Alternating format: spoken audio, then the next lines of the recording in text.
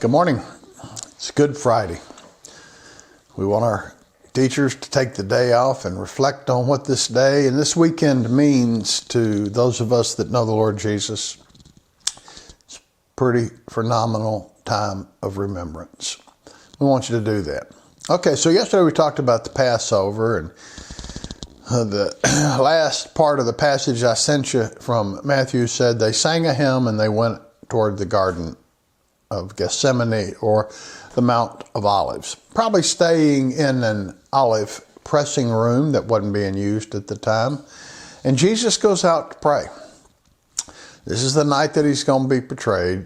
And you remember he said, "Lord, if there's anything you can do, take this cup from me, but not my will, but thine."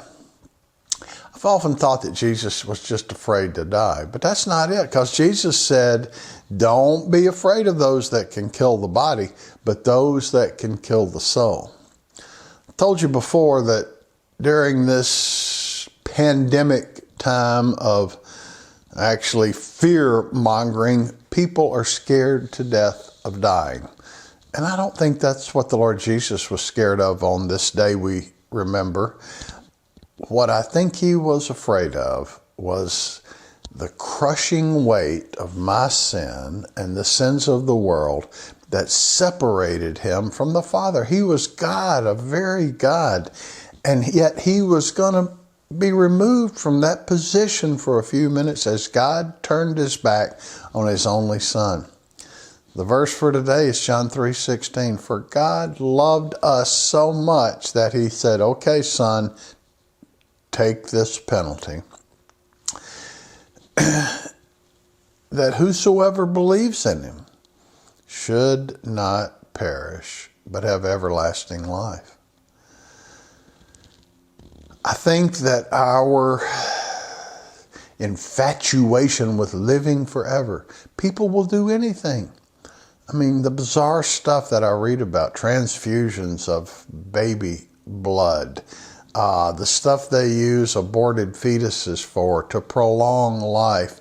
What people would do, whether it's chip implants in the brain or cryogenic freezing or whatever it is, people are scared to death of dying. And the Lord Jesus willingly went to the cross and suffered all kinds of stuff. Not that he was afraid, but because of his love, he did it. The Apostle Paul wrote later on several things. He said,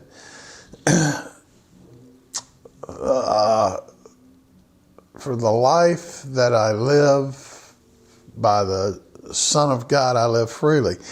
It's good, but to die is far better, to gain.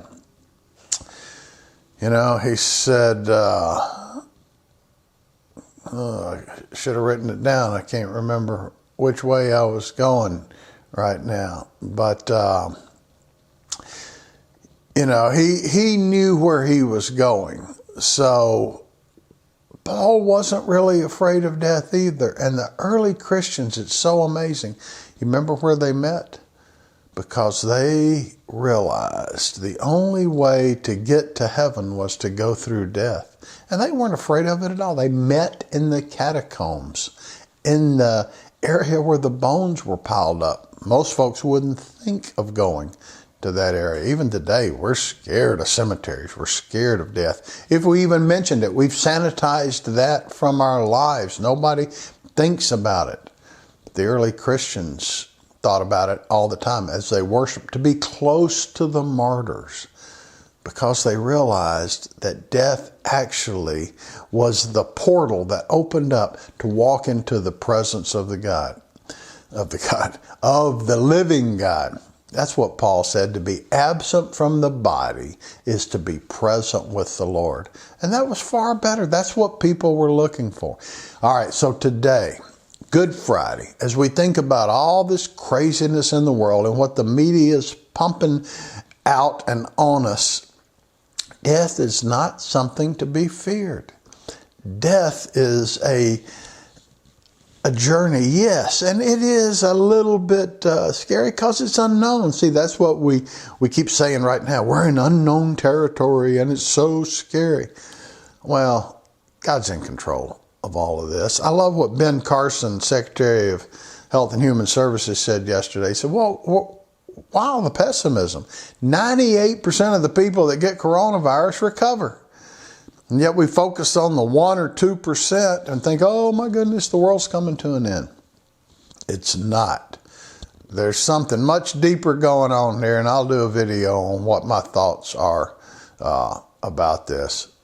But please, death is not something to be feared.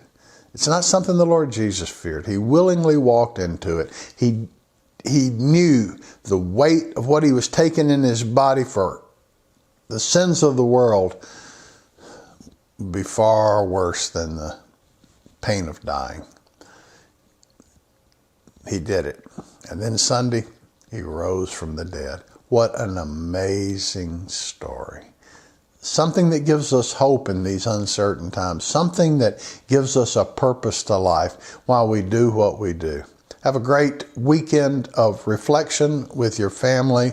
And remember, he is risen. And what you think when somebody says he is risen, or Christus anesti, he is risen indeed. That's the story that keeps us moving toward our goal.